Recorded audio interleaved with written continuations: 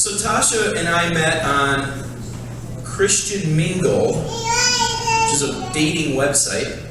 We met about 4.5 years ago. Before we met on Christian Mingle, I actually was a TV meteorologist in Wisconsin. And does everyone know what a TV meteorologist does? Okay, they forecast the weather, and most of the time, we're right. I was hoping you guys would laugh at that. Because most of the time, people call very upset about our forecasts. So, but I learned to laugh at it because, well, I actually quit that job when Tasha and I got married, and this is what we do. We travel around, kind of like Tony and his brother and crew do, and we share inspiration. We allow Tasha to share her story wherever they let us. And it's to spread hope and to show people that no matter what your circumstance or situation or story, you can accomplish. You can still make a difference in the world. And so that's what we are glad to share with people. And that's what we do at conferences, at schools, churches, wherever they want us to come. So I'm very happy to introduce my wife. We live in the cheese curd capital of Wisconsin, which is Ellsworth, about an hour and a half from here. And cows are our neighbors. That's about all I can say about Ellsworth. So I think that's about it. She's a Mayo Clinic award winner, Winona State award winner, Miss Wheelchair USA from a few years back. So here's my wife, Tasha Schuh.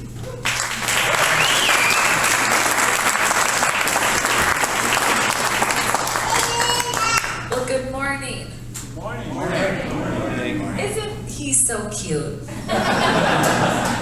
I love that man. He says he loves me from head to wheel. And I'm very thankful for that because we have a lot of fun together. And I have to say it's pretty funny because I used to always make fun of meteorologists. And then I married one. I used to always say that meteorologists were the only psychics who still got paid when they were wrong.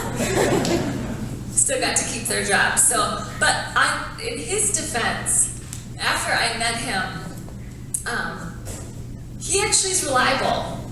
And I'm very thankful for that. I did not know that when it comes to meteorology, that a lot of meteorologists, they just look at what the Weather Service puts out. He actually does his own forecast. And so it's really been awesome because he's shown me that not all meteorologists are wrong. And let me tell you how much easier it is to pick out my clothes every day because I get my own personal forecast when we're at home. So it's a lot of fun. And I have to say that, I always wondered if I would get married and I'll share a little bit more about him as we go. But if you're here today and you're single, he's taken. For better or for worse. So if I see you going after him, don't think I can't catch you. Because my ride, I call my wheelchair my ride. And it's because my ride can actually go 6.5 miles per hour. I'm pretty proud of that. And my batteries can actually take me as far as 16 miles before needing a charge. So you may beat me in speed, but not in longevity. So my wheelchair has some pretty cool other features. I have headlights. Oh yes. I pretty much only use them when I'm speaking. But hazard lights. And then I have one function that needs a little bit of help. A little bit of improvement. It's my horn. Listen to this thing.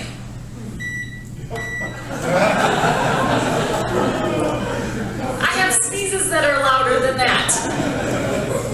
Now this is a pretty powerful chair. When I was here for wheelchair camp about 17 years ago, they had a wheelchair pull. Any of you guys actually here for that? A few of you guys? Yeah. Well, here you have all these guys in wheelchairs, and they are like pushing. You guys ever been in a tractor pull? If that's what it was like a wheelchair pull. So they have all these weights behind the wheelchairs. These guys are like pushing and working so hard, and then they hooked the weights up to me, and I went, and I pushed over 700 pounds.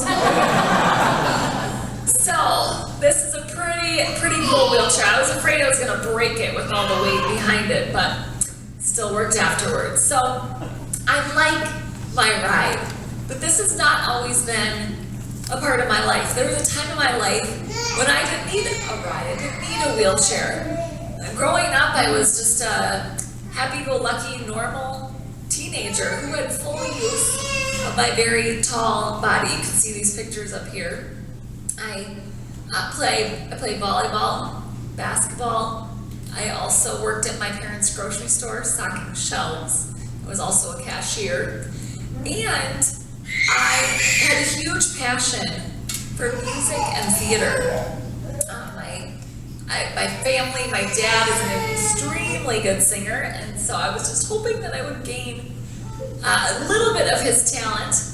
And so I actually had an almost pitch-perfect voice that I took for granted. And it was pretty crazy because my sophomore year of high school, I actually got the lead role as Sandy in the musical Grease. Oh yeah. This was the highlight of my high school career, especially because Grease had always been my favorite musical. My mom had actually taken me out to New York the year before to see Grease on Broadway, so it was just an awesome time in my life. And in these pictures that you see, I mean, it really looks like on the outside that I had everything, but on the inside, it wasn't the case. I was searching, I was making a lot of poor choices, compromising, trying to really find out where God fit into my life. Because for me, my family, we did a lot of things together when I was growing up, and one of them was church every Sunday. My dad sang in the choir, my mom taught Sunday school, and I believed in God. I believed in Jesus, but to me, God seemed like he was millions of miles away.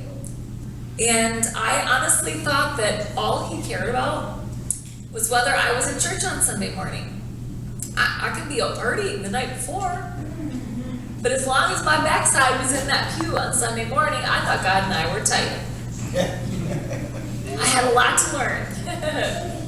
And so for me, I also thought that God didn't really care about what was happening in my life. I mean, he had all these huge things going on in the world, wars, tragedies, famines. I didn't think that he cared about little old me, the little things that I was struggling with, girl drama, boyfriend problems, and even my hopes and my dreams. I didn't think that I could go to him for those things, and so I began looking at other places where I thought that I could get answers. Psychics. 1997, and my high school was now practicing for the production of The Wizard of Oz. And I was cast as a chorus member this year. I was really excited about that because I wanted to pursue this as a career. And so I was to make a very long story short, it was around 6:30 that evening. I was standing on stage helping with a scene change when someone told me to move out of the way because they were going to be putting a prop on the stage, actually right where I was standing. And so I then stepped back so that I could move out of the way, but soon realized that there was no ground underneath my foot. And immediately it was as if everything turned into slow motion as my mind was filled with utter confusion because I instantly began falling.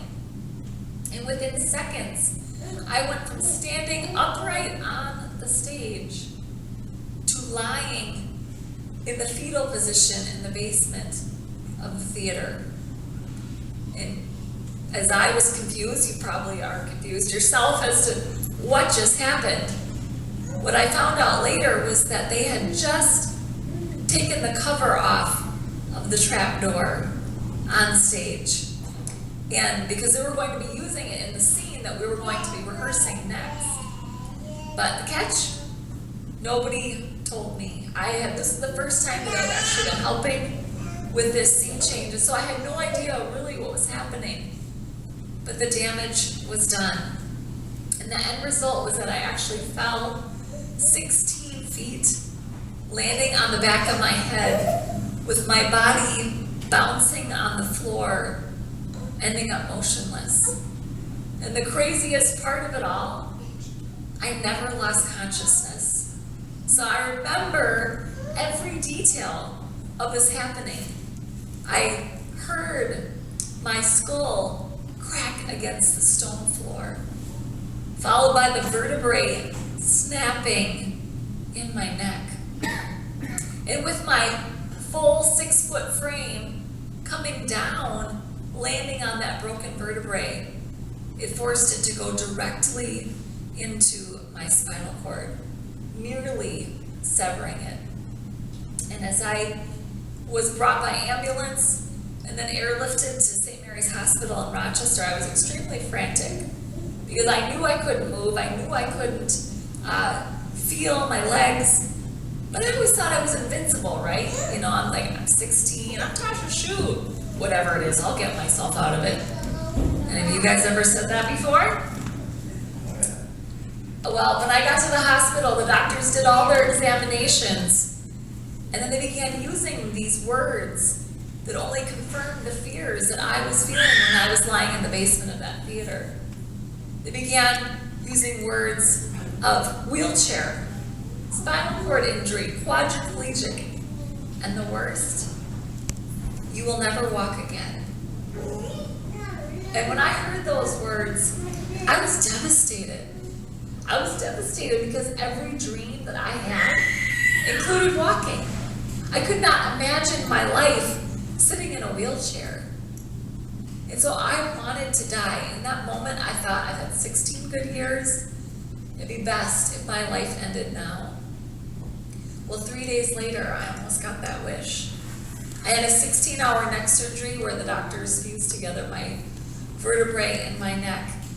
And as I came out of that surgery, my body began shutting down. I first had a cold blue where my heart literally stopped, my body crashed, and they had to revive me back to life. But then I developed double pneumonia in my lungs, and then a deadly blood infection called septic shock. And the doctors, when that happened, told my family, there's no way that she'll live. You need to say goodbye. And thankfully, at this point, my parents made a really wise decision, and that was the fact that they called every friend and family member and put me on every single church prayer chain known to man. Within hours, there were hundreds, if not thousands, of people that were praying for me, people that didn't know me, people that had never met me, and yet I believe that that's the reason that I'm here today. Because for 8 days, my body was going through the worst. My fever soared to 108 degrees. My heart was beating double, triple the normal heart rate. And my organs were shutting down. And every night when the doctors would leave, they would tell my family, there's no way physically that she can make it until the morning. And yet, in the morning, guess who was still here? And the doctors would come back in and they say, we don't know what you're doing, but keep doing it. And after 8 days of being in a coma, I woke up and I found out what I had just been through. I had no idea that I had just been in this huge battle for my life. People were like, oh, you're such a fighter. And I was like, well, not really. That's kind of my way out. I was kind of hoping I would have woke up. But in this moment, I realized that I must be here for a purpose. I must be here for a reason. Obviously not one that I could see in that time. And really, the most difficult days were still yet ahead. But deep down, I held on to that fact that I had survived. And hopefully, someday I would see what that purpose was.